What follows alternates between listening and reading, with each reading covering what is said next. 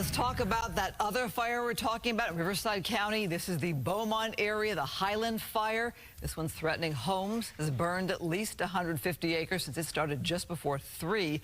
No word yet on evacuations in this area, but big concern as you heard about that heat there that's really affecting our friends who live in the Riverside and IE area. Yeah, let's bring in now Tim Lynn joining us by phone, who's got years of experience both in law enforcement and experience flying in news choppers over stories just like this. Tim, you've seen so many fires burn out of control over the years, and there's a lot of concern right now about this weekend.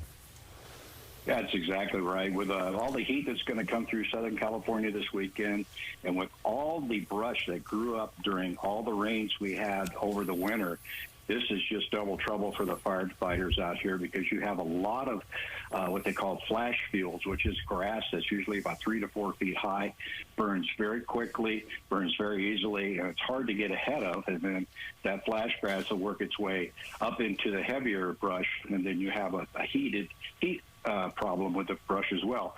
And as you see in the shot here, the fires burn right down to the backside of these houses, and that's what they're worried about, is the way it's going to work its way through there. But what's working for them right now is there's not a lot of wind.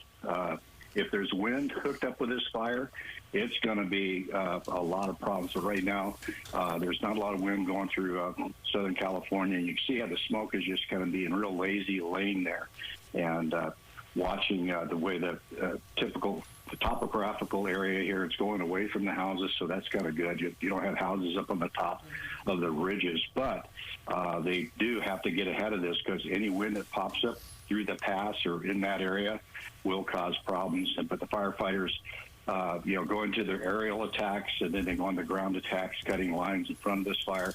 And of course, down in those houses, you'll have structure protection behind those houses that go into the urban interface along with this. But you can see just a little bit of check line there, or fire retardant line that they put down to try to protect this area right here, keep it from coming down into there. But you can see firefighters have done a good job. Have some natural breaks out there as well.